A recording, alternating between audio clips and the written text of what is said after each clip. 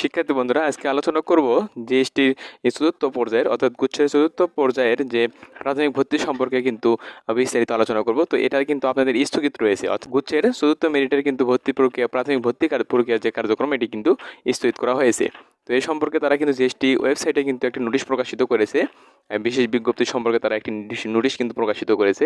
তো এটা আসলে বন্যা পরিস্থিতির কারণে, বন্যা পরিস্থিতি কিন্তু অবনতির জন্য কিন্তু, অর্থাৎ দেশের পরিস্থিতির ওপর, বন্যা পরিস্থিতির ওপর কিন্তু চতুর্থ পর্যায়ের যে প্রাথমিক ভর্তি, এটা কিন্তু কার্যক্রম আপাতত স্থগিত করা হয়েছে। তো এই বিষয়ে কিন্তু এটা একটা কিন্তু নোটিশ প্রকাশিত হয়েছে। তো এই দেশের কিন্তু পরিস্থিতি স্বাভাবিক না হওয়া পর্যন্ত কিন্তু আপনাদের এই চতুর্থ পর্যায়ে প্রাথমিক ভর্তি কার্যক্রম কিন্তু শুরু করবে না। তো এখানে কিন্তু আরেকটি আপডেট হলো যে 1 সেপ্টেম্বর থেকে যেহেতু আপনাদের ক্লাস শুরু হওয়ার কথা আছে, তো আমরা নোটিশটি দেখে নিব, তাহলে কিন্তু আমরা বিস্তারিত জানতে পারবো। তো সেজন্য আমাদের ভিডিওর সঙ্গে পুরো ভিডিও দেখার চেষ্টা করবেন, তাহলে কিন্তু ইনশাল্লাহ বুঝতে পারবেন। তো সেক্ষেত্রে ভিডিওতে আমরা চলে যাই, মূল ভিডিওতে চলে যাই। দেখেন লেখা আছে নোটিশে, দেখেন লেখা আছে দেশের বন্যা পরিস্থিতি বিষয়টি বিবেচনা করে চতুর্থ পর্যায়ের প্রাথমিক ভর্তি কার্যক্রম আপাতত স্থগিত করা হয়েছে। পরিস্থিতি স্বাভাবিক হলে ভর্তি প্রক্রিয়া কার্যক্রম কিন্তু পুনরায় শুরু করা হবে। তারা কিন্তু এই নোটিশটি প্রকাশিত করেছে এভাবে। তো নোটিশে লেখা আছে, অর্থাৎ বন্যা পরিস্থিতি, দেশের যে পরিস্থিতি রয়েছে বন্যা পরিস্থিতি, এটা কিন্তু এটার উপর ভিত্তি করে এবং এটার উপর বিবেচনা করে কিন্তু চতুর্থ পর্যায়ে প্রাথমিক ভর্তি প্রক্রিয়া কিন্তু এটা আপাতত স্থগিত করা হয়েছে। এবং এই দেশের পরিস্থিতি স্বাভাবিক হলেই আপনাদের কিন্তু চতুর্থ মেরিটের যে প্রাথমিক ভর্তি কার্যক্রম, এটা কিন্তু শুরু হয়ে যাবে।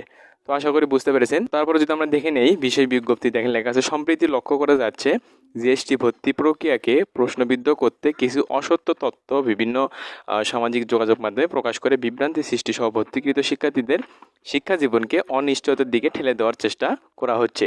জিএসটি একটি স্বচ্ছ প্রক্রিয়া, তারা কিন্তু এটি বিশেষ বিজ্ঞপ্তিতে জানিয়েছে। এই সংক্রান্ত আমরা কিন্তু একটি সামাজিক যোগাযোগ মাধ্যমে কিন্তু এটি বিষয়ে কিন্তু একটি গুজবও ছড়াচ্ছে। তো যাই হোক, এই সম্পর্কে তারা কিন্তু একটি বিশেষ বিজ্ঞপ্তি কিন্তু প্রকাশ করেছে। এই সংক্রান্ত কোনো জিজ্ঞাসা থাকলে প্রার্থীর জিএসটি রোল, জিএসটিতে আবেদনে প্রদত্ত মোবাইল নম্বর এবং সংশ্লিষ্ট সমস্যার বিস্তারিত লিখে জিএসটি ওয়েবসাইটের কমপ্লেন বক্সের মাধ্যমে জানালে প্রয়োজনীয় ব্যাখ্যা কিন্তু দেওয়া হবে।